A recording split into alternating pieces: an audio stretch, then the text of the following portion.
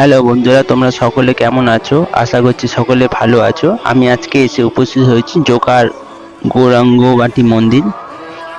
এটি বহু পুরনো এই মন্দির, প্রাচীন কাল থেকেই রয়েছে, প্রায় 100 বছর তো হবেই কম করে, আমার জন্মেরও আগে থেকে। আর প্রতি বছরে পয়লা বৈশাখের দিন এখানে একটি মেলার আয়োজন হয়। সেই মেলা আমি প্রতি বছরই আসি, কিন্তু কোনোদিন ভিডিও বানাইনি। তো এবছর ভাবলাম একটু ভিডিও করে তোমাদের সাথে শেয়ার করি। যেখানে বিশ্বাস আছে সেখানেই কিন্তু ভক্তের সমাগম হয়। তা আমি মনে করি সেই বিশ্বাস নিয়ে যদি ভগবানের কাছে আসা যায়, ভগবান ঠিক সাড়া দেয়। তো আমিও সেই বিশ্বাস নিয়ে এসেছি এখানে। এখানে একটি পাশে পুকুর আছে, সেই পুকুর থেকে একটি সোনার বিগ্রহ উঠে আসে। সেই সোনার বিগ্রহটি এখানে প্রতিষ্ঠা করা হয়েছিল কোনো কারণে।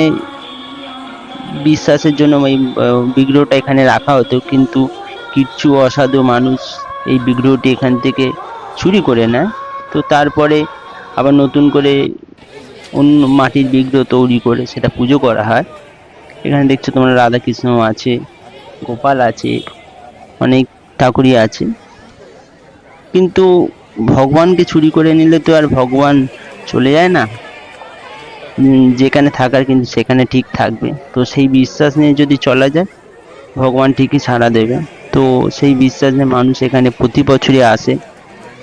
এখানে যারা জানে তারা প্রত্যেক বছরই কিন্তু এখানে আসে। এখানে আসার জন্য জোকা টামলিপুর হয়েও আসা যায়, আবার হাঁসপুকুর মোড় দিয়েও আসা যায়। এটা জোকা বাড়িপাড়ার ভেতরে, বেশ সুন্দর, আমার তো বেশ দারুণ লাগলো।